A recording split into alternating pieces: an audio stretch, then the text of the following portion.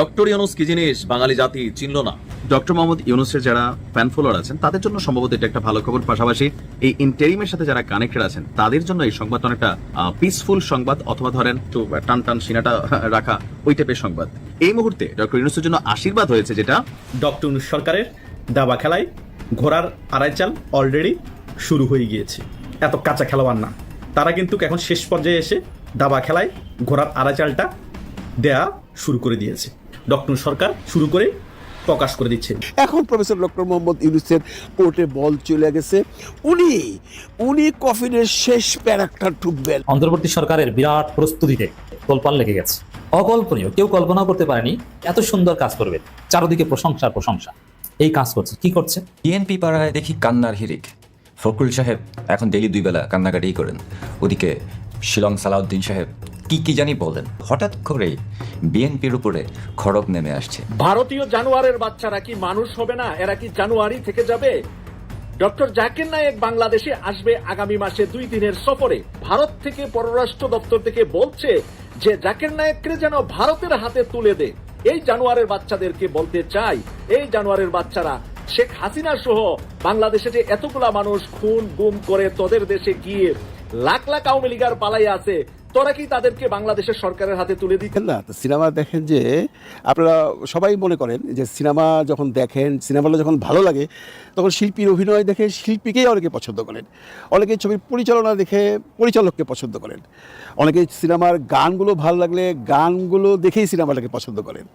একটি সিনেমা বানাইতে যেমন অনেক মানুষের প্রচেষ্টা থাকে, এর মধ্যে একজন আছেন কারিগর, যে হলো সবচেয়ে বড় কারিগর সিনেমায়, সেটা হলো যিনি স্ক্রিন প্লে করেন। গল্প লেখার পর স্ক্রিন প্লেটা মানে চিত্রনাট্যকারটা যিনি হন, তার অ্যাকচুয়ালি অনেক অনেক অনেক বড় একটা মানে দায়িত্ব থাকে। কারণ কি, মানুষ যেন বুঝতে না পারে যে এই দৃশ্যের পর পরে কোন দৃশ্যটা আসছে। মানুষ যদি আগেই বুঝে ফেলায় যে এই লোকটা এই কারণে আসছে এবং এই লোকটার পরিণতি এই হবে, তাহলে সিনেমা হিট করে না।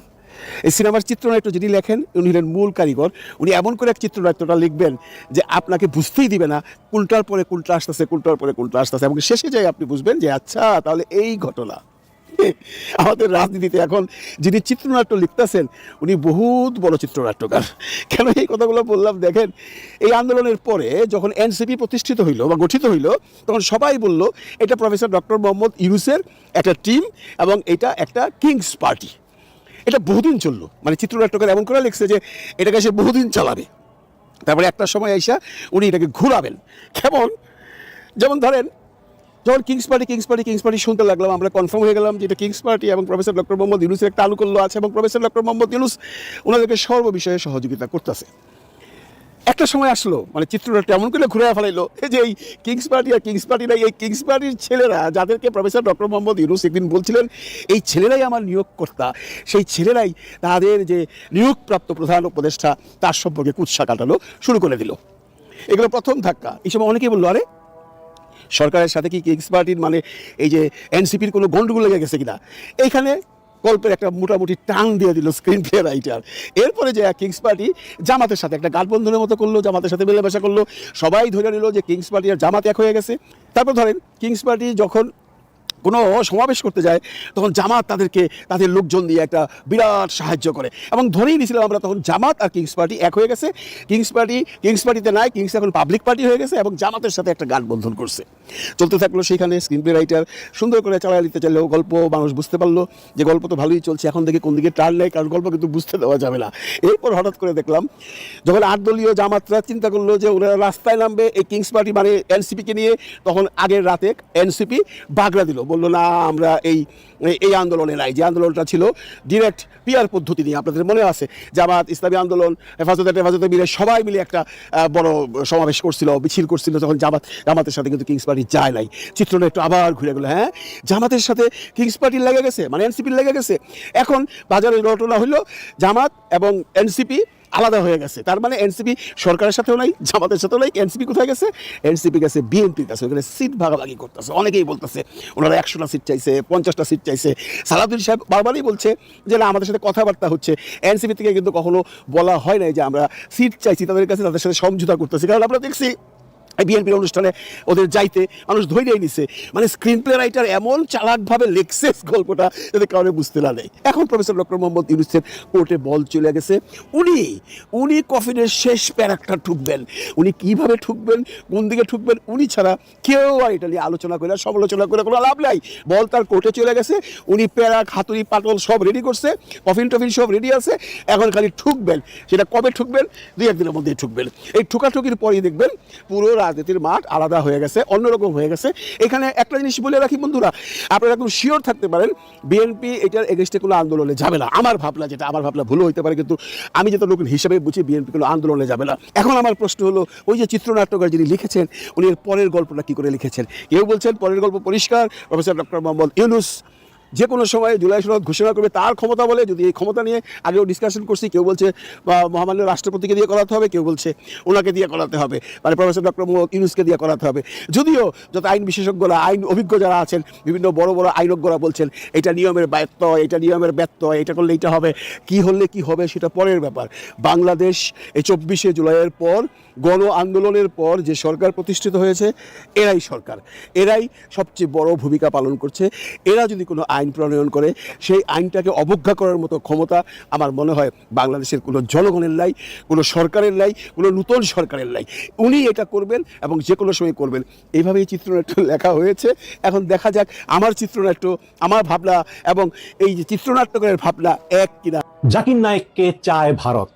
বাংলাদেশে করা হুঁশিয়ারি, জাকির নায়েক বাংলাদেশ আসার সঙ্গে সঙ্গেই গ্রেপ্তার করে তাকে তুলে দিতে হবে ভারতের কাছে। এভাবেই বাংলাদেশকে কঠিন হুঁশিয়ারি দিয়েছে ভারত। জাকির নায়েককে বাংলার মাটিতে পা রাখার সঙ্গে সঙ্গে গ্রেপ্তার করে তুলে দিতে হবে ভারতের কাছে। এখন প্রশ্ন হচ্ছে যে এই রকম রিস্ক নিয়ে জাকির নায়েক কি বাংলাদেশে আসবেন? এবং যদি এসেও থাকেন, তাহলে কি এই ইউনূস সরকার তাকে গ্রেপ্তার করে ভারতের কাছে তুলে দিবেন? আমরা আমাদের আলোচনায় এই প্রশ্নের আজকে উত্তর করার চেষ্টা করব। জাকির নায়েকের বাংলাদেশ আসার ব্যবস্থা করেছে স্পার্ক ইভেন্ট নামে একটি কোম্পানি। গত 12 অক্টোবর প্রতিষ্ঠানটির প্রোপাইটার আলিরাজ গণমাধ্যমকে বলেন যে প্রাথমিক পরিকল্পনা অনুযায়ী 28 অথবা 29 নভেম্বর ঢাকায় জাকির নায়েকের প্রথম প্রোগ্রামটি হবে। তবে কেবল ঢাকাতেই নয়, ঢাকার বাইরেও এই প্রোগ্রাম করার পরিকল্পনা রয়েছে। এবং 2016 সালে যখন ঢাকার হলিয়াটিজানে সন্ত্রাসী হামলা হয়, তখন বলা হয় যে এই সন্ত্রাসীরা নাকি জাকির নায়েকের আদর্শে প্রভাবিত। তারপরই এই জাকির নায়েকের বিরুদ্ধে গ্রেপ্তারি পরোয়ানা জারি করা হয় বাংলাদেশে এবং ভারতে, এবং তিনি নিজের নিরাপত্তার জন্য পাড়ি জমান মালয়েশিয়ায় এবং এখন পর্যন্ত সেখানে বসবাস করতেছেন। কিন্তু গত বছর শেখ হাসিনার পতন হলে বাংলাদেশে এই জাকির নায়েকের উপর নিষেধাজ্ঞা শিথিল হয় এবং এখন তার ঢাকায় আসার একটা সম্ভাবনা তৈরি হয়েছে স্পার্ক ইভেন্ট ম্যানেজমেন্ট নামে একটি প্রতিষ্ঠানের মাধ্যমে। তাহলে সে একই প্রশ্ন যে তিনি কি বাংলাদেশে আসবেন? যদি আসেনি, তাকে কি বাংলাদেশ সরকার গ্রেপ্তার করে তুলে দিবে ভারতের কাছে? এবং আরো একটা প্রশ্ন, যে শেখ হাসিনা গণহত্যা করে পালিয়ে গিয়েছে ভারতে, সেই শেখ হাসিনাকে কিন্তু এতবার অনুরোধ সত্ত্বেও ভারত সরকার বাংলাদেশে ফেরত দেয়নি। তাহলে বাংলাদেশ সরকার কেন জাকির নায়েককে ফেরত দিবে ভারতের কাছে? এখানেও কিন্তু একটা প্রশ্ন। গতকালকে ভারতের পররাষ্ট্র মন্ত্রণালয়ের সাপ্তাহিক প্রেস ব্রিফিং এ সাংবাদিক গৌতম লাহিড়ী প্রশ্ন করেছিলেন ভারতের বিদেশ মন্ত্রকের মুখপাত্র রণধীর জয়সওয়ালকে যে জাকির নায়েক বাংলাদেশে আসতেছে, আপনি কি মনে করেন? তখন রণধীর জয়সওয়াল বলেন যে জাকির নায়েক যেহেতু আমাদের দেশে ওয়ান্টেড, আমরা মনে করব তিনি বাংলাদেশ যে দেশেই যান তারা তাকে গ্রেপ্তার করে আমাদের হাতে তুলে দিবে।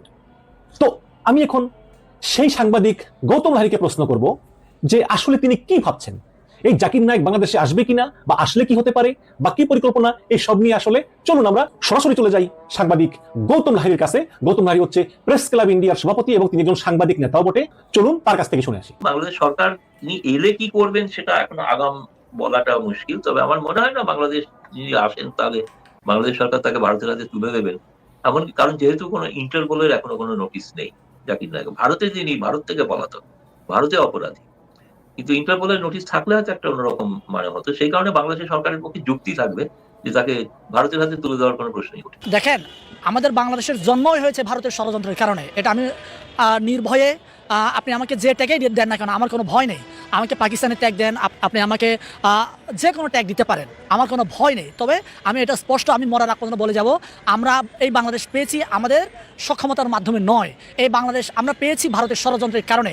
ভারত তার দেশটাকে সুরক্ষিত রাখার জন্য, তার সার্বভৌম অক্ষুণ্ণ রাখার জন্য পাকিস্তানটাকে ভাগ করে সে দুখণ্ড করেছে। এক হচ্ছে পাকিস্তান, আরেক হচ্ছে বাংলাদেশ।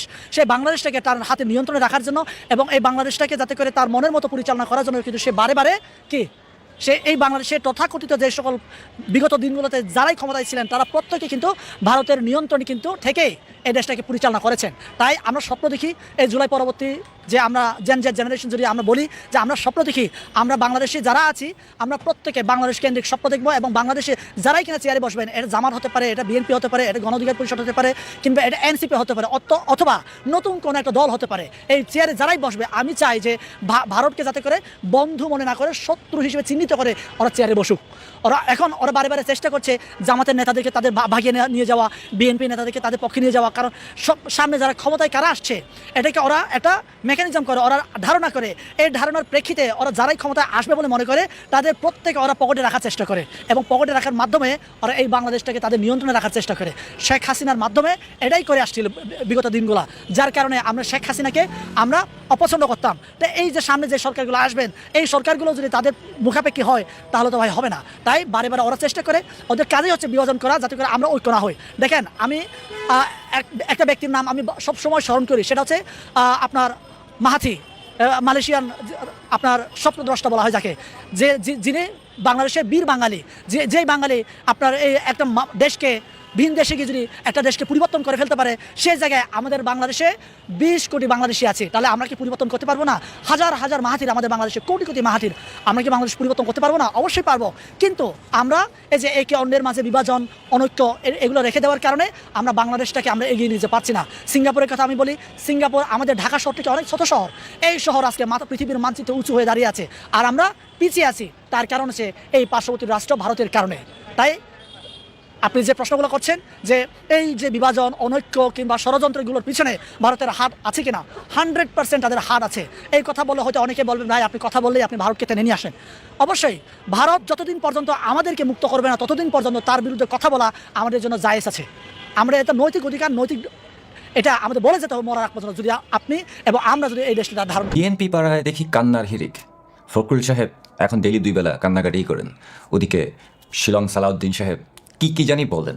আজকে ফখরুল সাহেব একটু আগে বলেছেন যে ইন্টারিম গভর্নমেন্ট তাদের সাথে বিশ্বাসঘাতকতা করেছে। এরকম একটা খবর পাওয়া যাচ্ছে যে ইউনূস এবং জামাতের ঠেলাঠেলিতে নতুন একটা অভিযান শুরু হচ্ছে, সেটা নাকি সম্পূর্ণ বিএনপির বিরুদ্ধে, মানে বিশাল বড় যৌথ অভিযান, যেখানে বিএনপিকে ছাঁটাই করা হবে, কাটাই করা হবে, মানে উত্তম মধ্যম দেওয়া হবে, ঢুকানো হবে। 24 ঘন্টায় বা 48 ঘন্টায় বিএনপির কম করে হইলেও 150-200 নেতাকর্মীদের গ্রেপ্তার করা হয়েছে। তার আগের দিন বিএনপির কোনো নেতার বাসা থেকে প্রচুর পরিমাণে শস্ত্র উদ্ধার করা হয়েছে। তার আগের দিনও এরকম ঘটনা ঘটেছে। তো হঠাৎ করেই বিএনপির উপরে খড়গ নেমে আসছে। এইদিকে মানুষ বলছিল যে তারেক ভাইয়া রওনা দিচ্ছে, এই প্লেনে উঠলো, এই তো প্লেনের সিঁড়িতে আছে, এই যে সিট বেল্ট লাগাচ্ছে, পাইলট মনে হয় টয়লেটে গেছে এখনো আসে নাই, নইলে প্লেন এখনই উড়াল দিবে টাইপের সিচুয়েশন। কিন্তু তারেক ভাইয়া কি এখন বাংলাদেশে আসবেন? কোনো গ্যারান্টি আছে? এবার আপনার একটা ঠান্ডা মাথায় চিন্তা করে দেখেন তো, আমি গত 2-3 মাসে এই কথাটা কয়েকবার বলেছি যে তারেক ভাইয়া বাংলাদেশে আদৌ আসতে পারবে কিনা, তার নিরাপত্তা আছে কিনা, তার কোনো সিকিউরিটি আছে কিনা, অথবা তার কোনো গ্যারান্টি আছে কিনা যে তারা ঢুকা দিবে না। কেউ কি গ্যারান্টি দিয়ে বলতে পারবে যে আগামী সপ্তাহে এই সোমবারে বা মঙ্গলবারে তারেক জিয়া বাংলাদেশেই চলে আসবেন? বলতে পারবে না, রাইট? সবসময় বলে আসছি একটা জিনিস, যে বিএনপি এখন জামাতের একটা অঙ্গ সংগঠন হয়ে গেছে। জামাতের উপর রিলাই করে জামাতের সাথে এক হয়ে, জামাতের সাথে মিশে, বিএনপি এমনিতেই একটা নষ্ট দল ছিল, মানে ক্যান্টনমেন্টে যার জন্য। জামাতের কারণে বিএনপি আরও শেষ হয়ে গেছে। বিএনপির ঘাড়ে বসে জামাত এখন বাংলাদেশে রাজত্ব করার চেষ্টা করছে, বিএনপিকে পাত্তাই দিচ্ছে না। বিএনপি একটু টু শব্দ করলে একটা থাবর মেরে চুপ করাই দিল। এই মুহূর্তে তারেক ভাই এমন একটা ইমেজ নিয়ে আছে যেন ভাজা মাছ উল্টে খেতে পারে না, দুধে ধোয়া তুলসী পাতা, জীবনে কোনো পাপ করে নাই, একেবারে ফেরেস্তা টাইপের মানুষ। তার মানে রেকর্ড খুবই ক্লিন অ্যান্ড অল দ্যাট। অথচ আমেরিকাতে সে ব্যান, FBI তার এগেনস্টে ইনভেস্টিগেশন করে তাকে ব্যান করে দেওয়া হয়েছিল। তারেক জিয়াকে মানে দুর্নীতির বরপুত্র বলা হয় বাংলাদেশে। সবচাইতে বেশি দুর্নীতিগ্রস্ত মানুষদের একজন এই তারেক জিয়া। অথচ এমন একটা ইমেজ, মানে আমি মাঝে মধ্যে চিন্তা করি যে মানে এটা কি অভিনয় করে? অভিনয় করলে তাদেরকে অস্কার দেওয়া উচিত। মানে ভুলে যায় সব কিছু। এত করাপশন, 10% হাওয়া ভবন, JMB, গ্রেনেড অ্যাটাক, মানে এমন কোনো কাম নাই, আকাম নাই যে করে নাই। কিন্তু মানুষ এগুলি ভুলে গেছে। তার চেয়ে তার আশ্চর্যজনক ব্যাপার হলো যে মাঝখানে, এখন না, ধরেন আরও 5-6 মাস আগে, এই তারেক জিয়া একজন ফেভারিট ক্যান্ডিডেট ছিল for a lot of foreign friends. কিছু বিদেশি ডিপ্লোম্যাটরা পাগল হয়ে গিয়েছিল, একেবারে ক্রেজি হয়ে গিয়েছিল তারেক জিয়ার জন্য। তাদেরকেও পরে রিমাইন্ডার দেওয়া হয়েছে যে আপনারা যে তারেক জিয়াকে ক্ষমতা আনার জন্য এভাবে পাগল হয়ে গেছেন, আপনাদের কি মাথা ঠিক আছে? আপনাদের কি কোনো আইডিয়া আছে তারেক জিয়া কি করেছিল বাংলাদেশে? হ্যাঁ, এখন বিভিন্ন দেশের ডিপ্লোম্যাটরা বা বিভিন্ন এখানে অনেক ধরনের ইকুয়েশন থাকে এবং এই সমস্ত ডিপ্লোম্যাটরা 3 বছর পর চেঞ্জ হয়, 4 বছর পর চেঞ্জ হয়। সো আগে কি হয়েছে তাদের কোনো ধ্যান ধারণা থাকে না, সামনে যা পায় তাই নিয়ে চলতে থাকে, সেজন্য তাদের একটা ঝাঁকি দিতে হয়। ঝাঁকি দিলে তখন আবার তাদের মনে পড়ে, তাদেরকে বুঝিয়ে দিতে হয়। তো ধরেন ওই ধরনের বোঝানোর কাজগুলি আমরা কি করছি না? অবশ্যই করছি কোনো না কোনোভাবে। তো so end of the day আজকে আমি বেসিক্যালি তারেক জিয়াকে ব্যাশিং করতে আসি না, আমি তারেক ভাইয়াকে কোনোভাবে কোনো মন্দ কথা বলতে আসি না, আমি বিএনপিকেও মন্দ কথা বলতে আসি না। আমি শুধু এটা বলতে আসছি যে এই যে বিএনপিকে যে এখন দৌড়ের উপরে রাখছে, এদিকে বিএনপি তো চাঁদাবাজি নিয়ে ব্যস্ত ছিল গত 1 বছর ধরে। এখানে দখল, ওই যে ফুটপাত দখল, টঙের দোকান দখল, এই দখল সেই দখল, গরুর ব্যবসায়ী হতে শুরু করে স্বর্ণের ব্যবসায়ী, সবার কাছ থেকে চাঁদাবাজি করতে করতে গার্মেন্টস ইন্ডাস্ট্রি পুরো নষ্ট করে দিয়েছে এই চাঁদাবাজি করতে করতে। এগুলো নিয়ে ব্যস্ত ছিল। কিন্তু এই বিএনপি যে চাঁদা নিচ্ছে, মানুষের চাঁদাবাজি করছে, বেশিরভাগ টাকাই নাকি জামাত নিয়ে ফেলছে, জামাত শিবির নিয়ে ফেলছে। অর্থাৎ চাঁদাবাজির জন্য বিএনপিকে জামাত শিবির ইউজ করছে, মানে ওই কাজের ছেলের মতো। মানে বিএনপির নেতাকর্মীরা জামাতের নির্দেশে যায় বিভিন্ন জায়গা থেকে চাঁদা কালেক্ট করে, মানে ময়লা কাজগুলো বিএনপিকে দিয়ে করাচ্ছে। বিএনপি সারাদিন ধরে চাঁদা জোগাড় করে এনে এরপরে হুজুর হুজুর করতে করতে জামাতকে তার টাকা দিয়ে দেয়, আর নিজেদের পকেটে কিছু ভাঙতি পয়সা রাখে আর কি, পকেট খরচের জন্য। That's it. বিএনপি এখন জামাত শিবিরের কাজের ছেলে হয়ে গেছে, পিয়ন হয়ে গেছে। এবং দেখেন না, ফখরুল সাহেব কান্নাকাটি করতেছে, এখন ইউনুসে বকা দিতেছে, বলতেছে ইউনুস আমার সাথে বিশ্বাসঘাতক